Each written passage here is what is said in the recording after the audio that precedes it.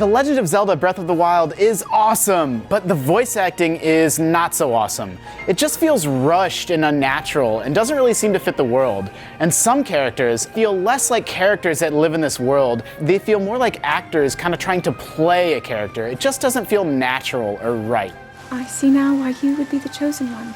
Climbing in Breath of the Wild adds a whole new dimension, literally a vertical dimension. You can climb anything in the open world. That means the whole world had to be designed to be climbed. How cool is that?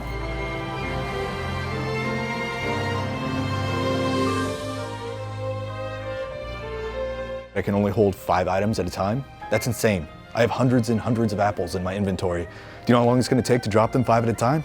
It's crazy.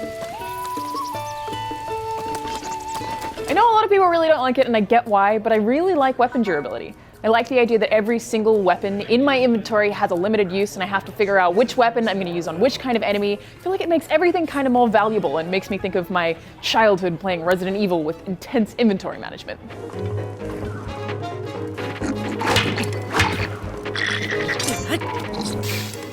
The Legend of Zelda has always been about awesome weapons, and the same could be said about Breath of the Wild, but I wouldn't get too attached to anything.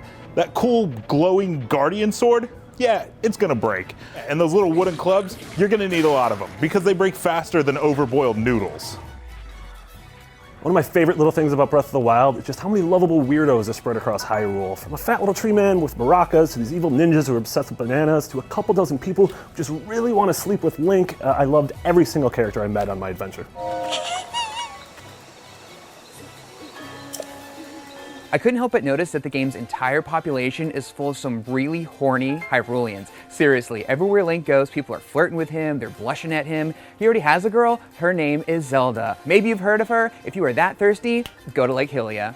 I love a lot in Zelda Breath of the Wild, but my favorite part is the cooking. I love taking all the different ingredients to make my meals, and I love taking all the different goblin and monster parts and making different elixirs that'll make me stronger, cold resistant, heat resistant. It's a ton of fun, and I love the sound effects.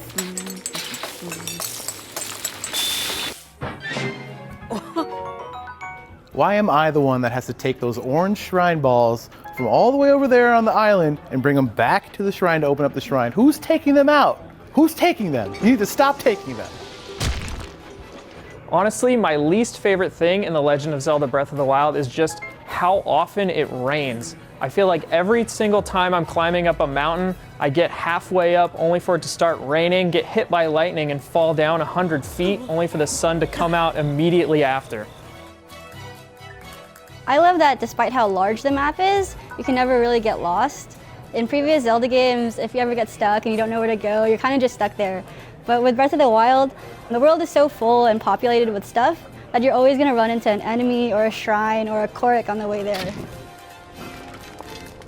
I can't share the photos that I take with the in-game camera. Now, I've shared plenty of screenshots that I've taken with the Switch itself, but I've taken some real gems with the in-game camera, and it would be awesome to be able to share those with my friends. I really love how the sense of scale is always changing. One moment you're helping a random traveler get ingredients for some meal, and the next you could be fighting a guardian or having a crazy boss battle. I love that that sense of scale is making everything exciting just for me. I didn't have a problem with the dungeons so much as I had a problem with the dungeon bosses. I don't know if it's because of the formlessness of their design, or maybe it's because they're all kind of interchangeable, but they kind of lack the presence, the scene-stealing nature of the previous bosses we've seen, like Bongo Bongo, or King Dodongo, or Koloktos, or even Stalord. I just wish we had more kind of diversity in the boss menu.